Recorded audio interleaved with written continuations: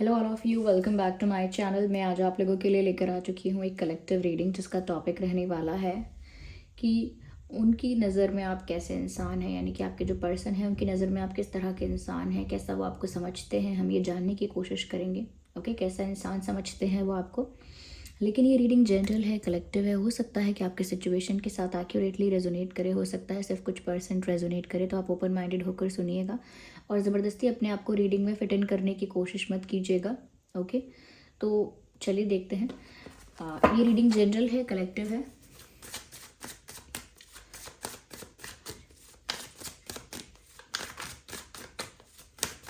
उनकी नज़र में आप कैसे इंसान हैं या वो आपको कैसा इंसान समझते हैं। लेट्स सी।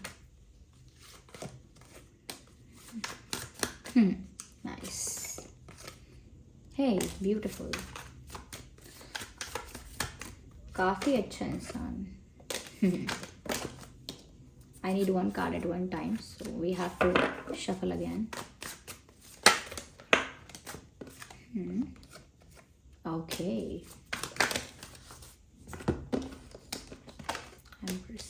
हमारे पास कार्ड्स आ चुके हैं। सबसे पहले जो चीज़ यहाँ नज़र आ रही है वही मैं आपको बताना चाहूँगी, वो ये है कि वो आपको थोड़ा सा सेंसिटिव, थोड़ा सा इमोशनल और थोड़ा सा चाइल्डिश नहीं कहूँगी लेकिन इनोसेंट समझते हैं। अगर आप सोचेंगे चाइल्डिश मतलब बिल्कुल बचपना कर देना या बिल्कुल इमेच्योर होना, तो ऐसा नहीं, लेकिन कहीं ना कहीं एक मासूमियत बच्चों जैसी है, बच्चों जैसा एक भोलापन उनको आप में नज़र आता है। क्योंकि मुझे दो चीज़ें यहाँ पर ऐसी दिख रही हैं जिसकी वजह से वो ऐसा सोच सकते हैं या सोचते हैं, महसूस करते हैं कि जैसे आप में बच्चों जैसी मासूमियत है, बच्चों जैसा भोलापन है और एक तरह की बच्चों जैसी निर्मलता है। जैसे बच्चे इतने निर्मल होते हैं, क्या कहते हैं, मन से पवित्र होते हैं, तो ऐसे ही एक पवित्रता है और उसमें जो सेंसिटिविटी है वो झलकती है। उनके हिसाब से आप बहुत ज़्यादा प्लानिंग प्लॉटिंग करने वाले इंसान नहीं हो, बहुत ज़्यादा स्ट्रैटेजाइज करने वाले, बहुत ज़्यादा क्लेवर, बहुत ज़्यादा मैनिपुलेटिव ऐसे इंसान आप नहीं हो। You are a easy going person. Just look at this card. ये हो आप उनके लिए, you are a easy going person. ऐसा लगता है कि जैसे आप ये देखिए अपने आप जिस फ्लो में आगे बढ़ रही है लाइफ, ओके, नदी जिस दिशा में ले जा रही है उसी दिशा में बहते जाओगे। किस्मत, नियति आपको जिस ओर ले जाएगी उस ओर सरलता से बहते जाओगे। एक जैसे बहती हुई नदी की धारा होती है, बहता जल होता है, वैसा स्वभाव है आपका उनकी नज़र में। चाहे असलियत में ऐसा हो या ना हो, that is what they are thinking. उनको ऐसा लग रहा है कि इस तरह का आपका स्वभाव है, easy going and simple and very simple and very real, very pure. और बहुत ईजी गोइंग का मतलब यहाँ पे ये है कि बहुत ज़्यादा आप सिचुएशंस को कॉम्प्लिकेटेड करते भी नहीं हैं और ना ही ज़्यादा कॉम्प्लिकेशंस में घुसाते हैं अपने आप को, यानी कि इन्वॉल्व भी नहीं होते ज़्यादा कॉम्प्लिकेटेड सिचुएशंस में। You just stay very detach from these type of situations जहाँ पर ज़्यादा ड्रामा है, ज़्यादा मैनिपुलेशन है, ज़्यादा ज़्यादा क्रिटिसिज्म है, ज़्यादा नेगेटिविटी है। आप उस सिचुएशन से, उस इन्वायरमेंट से आप डिस्टेंस मेंटेन करते हो। ज़्यादा गॉसिपिंग, ज़्यादा ज़्यादा नेगेटिविटी किसी भी चीज़ में है, आप उससे डिस्टेंस मेंटेन करते हो। बहुत इजी गोइंग हो, बहुत ज़्यादा स्ट्रेस लेकर नहीं जीते आप। This is not your way कि आप ज़्यादा चिंता करें, ज़्यादा तकलीफ़ लें, ज़्यादा स्ट्रेस लें। व्यूअर्स, आपके साथ ऐसा भी होता होगा, अगर आप सच में ऐसे हैं जैसा वो सोच रहे हैं, तो आपके साथ ऐसा भी होता होगा कि आप थोड़ा सा भी स्ट्रेस लेते होंगे या थोड़ा सा भी गुस्सा करते होंगे ना, तो आपके सर में दर्द होता होगा। जो इंसान ऐसे होते हैं, बहुत ईजी गोइंग, रिलैक्स्ड, जिनका मन एकदम शांत है, पवित्र है और एक बहते जल की धारा जैसे हैं, वो अगर थोड़ा सा भी स्ट्रेस लेते हैं, थोड़ा सा भी उनको प्रेशर आता है उनके दिमाग पे, तो फटाफट उनके सर में दर्द होता है। ये साइन है कि आप वो स्ट्रेस हैंडल करने के लिए आपका मैकेनिज्म ही नहीं है।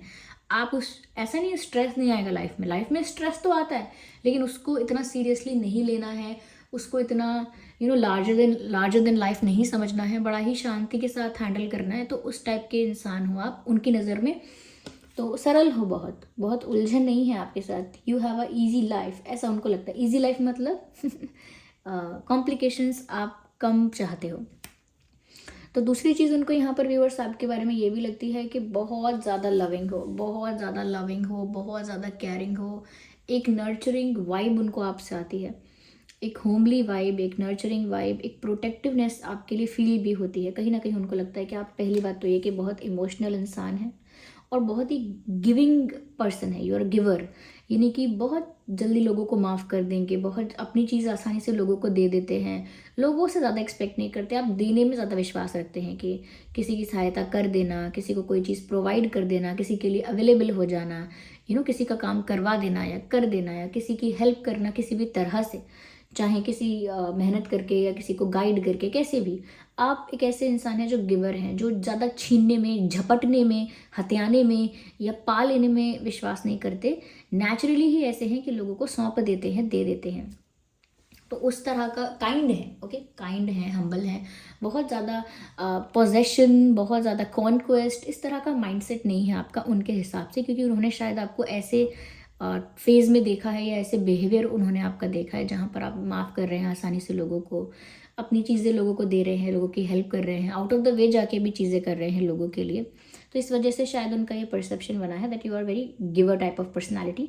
साथ ही साथ व्यूअर्स, यहाँ पर ऐसा भी नज़र आ रहा है कि आप एक पैशनेट लवर है, पैशनेट है और बहुत प्योर टाइप ऑफ लवर है, यानी कि उनको लगता है कि जब भी जिससे भी आप प्यार करते हैं, चाहे वो फैमिली मेम्बर्स हैं, फ्रेंड है या पार्टनर, कोई भी जिसको भी आप प्यार करेंगे उसके लिए पैशनेट रहेंगे, उसके लिए डेडिकेटेड, डिवोटेड, उसके लिए हमेशा अवेलेबल, उसके लिए हमेशा जेन्युइन ऑनेस्ट हमेशा रहेंगे। मतलब जिसको आप प्यार करेंगे ना उसको पूरा चाहेंगे। ऐसा नहीं है कि 50% प्यार आज है, 70% कल होगा, तुमने आज गलती कर दी तो फिर 30% फिर से कम हो गया, ऐसा नहीं है। फिर जिसको चाहेंगे उसको टूट के चाहेंगे आप, फिर वो गलती करे ना करे फिर तो चाहेंगे तो अपना सब कुछ उसको सौंप के, यानी बिल्कुल डेडिकेटेडली उससे आप प्यार करेंगे जिसको भी करेंगे। तो आपके पर्सन को लगता है कि जो भी आपका, जिससे भी आपकी शादी हो जाएगी, चाहे वो है या जो भी आपकी लाइफ में रहेगा इंसान, वो बहुत लकी होगा, क्योंकि आपके पर्सन को लगता है कि आप चीट नहीं कर सकते। ओके, अगर आप कहीं खुश नहीं हैं या आपको कोई शिकायत है तो वो आप सब कह सकते हैं, लेकिन कभी भी आप किसी को धोखा देना या बिट्रे करना, बैकस्टैब करना, ये सब आपका ये सब आप हो ही नहीं ये सब आपका टाइप ही नहीं है। तो उनको ऐसा लगता है कि आप बहुत एक ऑनेस्ट, जेन्युइन, लविंग, केयरिंग इंसान हो, जो हमेशा रिश्तों को सींचते हैं। कैसे सींचते हैं? प्यार से, ममता से, दया से, करुणा से बहुत रिश्तों को सींचते हैं, चाहे वो माता पिता के साथ अपना रिश्ता निभाना हो, भाई बहन के साथ, या बाकी रिश्तेदारों के साथ, दोस्तों के साथ, या प्रकृति के साथ भी, बहुत प्यार से। Okay, you are very loving person. और उनको ऐसा भी लगता है कि आप में एक मदरली वाइब है। मदरली वाइब यानी कि किसी का दुख नहीं देख सकते आप, ममता भरी हुई है आपके अंदर। ओके, ऐसा थॉट आपके मन में आ जाना कि मैं सबको अडॉप्ट कर लूँ, एक काम करूँ, जितने लोग बेचारे ऐसे घूम रहे हैं बच्चे जिनका भी कोई नहीं है, सबको अडॉप्ट कर लूँ। एनिमल्स को देखेंगे सोचेंगे सबको कहीं ना कहीं पाल लूँ, काश मेरे पास जगह होती, सब सारे एनिमल्स को पाल लेती, मैं पाल लेता। या किसी किसी जानवर की चोट लगी देखेंगे तो कहेंगे काश एक मेरे मेरे बस में होता ना, तो मैं ऐसे फ्री का इलाज करा सकता सबका। वैसे मतलब आपके अंदर वो करुणा इतनी भरी हुई है कि अगर आपके बस का भी नहीं है तो भी आपके हाव भाव में दिखता है कि ये इंसान कितना कितना ज़्यादा कितनी इसके अंदर ममता है। और ममता का मतलब ये नहीं कि किसी ने जन्म दिया हो सिर्फ उसी वही ममता महसूस कर सकता है, या वही इंसान मदरली फील कर सकता है जिसने सिर्फ एक बच्चे को जन्म दिया, ऐसा नहीं। ममता एक ऐसा वात्सल्य भाव है जो किसी किसी के प्रति आराम से आता है, जिसके अंदर वो क्वालिटी होती है, वो प्यार होता है, वो केयर होती है, तो वो आपके अंदर भरा हुआ है। आपके अंदर ना बहुत जल्दी आप भावुक हो जाते हैं दूसरों के दुखों को देख के। कोई आपके आगे रो रहा होगा ना, आपको एग्जैक्ट रीज़न नहीं पता होगा कि क्यों रो रहा है, फिर भी आपकी आंखें नम हो जाएंगी थोड़ी थोड़ी, क्योंकि आप देख ही नहीं सकते आपको समझ में नहीं आएगा कि आप हैंडल कैसे करें, तो आप भी रोने लगेंगे। तो आपके अंदर वो क्वालिटी है कि आप ना किसी को पल में अपना बना सकते हैं, और कोई चाहे, और बिना किसी से कुछ एक्सपेक्ट करे। तो बहुत ज़्यादा आपके अंदर, और आपके अंदर ऐसी क्वालिटी उनको दिखती है। देखिए मैं बना के कुछ ऐसे नहीं बोल रही हूँ, एम्प्रेस का कार्ड और क्वीन ऑफ कप्स का कार्ड, ये कॉम्बिनेशन ऑफ कार्ड्स बहुत स्ट्रांग है। जो भी अगर वो आपके बारे में ऐसा सोच रहे हैं ना, वो जो भी पर्सन है, वो ऐसा ही सोच रहे हैं जैसे आप कोई डिवाइन गॉडेस हैं, ऐसा कुछ गॉडेस जो जो सब कुछ करके भी बस सबका भला ही चाहे, ऐसा मतलब सब कुछ सह के भी, या सब कुछ क्रिटिसिज्म या कुछ भी झेल के या देख के भी सबका भला चाहे, ऐसा।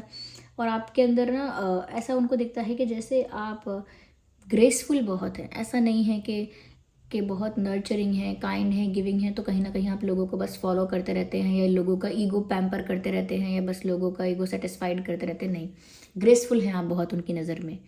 आप ये सारी चीज़ें करते हैं लेकिन एक ग्रेस में। ये आप सारी चीज़ें करते हैं लेकिन डिग्निटी मेंटेन करके। जो भी होता है डिग्निटी के साथ करते हैं।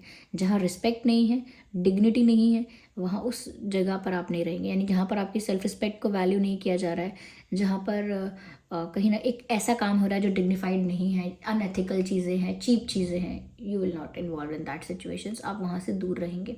तो ग्रेस है आपके अंदर। यानी कि कोई आप पर झूठा आरोप भी लगा दे ना, इसने ये काम किया, इसने ये चीट किया, इसने धोखाधड़ी करी, तो आपको देखकर कोई मानेगा ही नहीं कि इसने किया ऐसा, क्योंकि आप में वो है ही नहीं, वो दिखता है।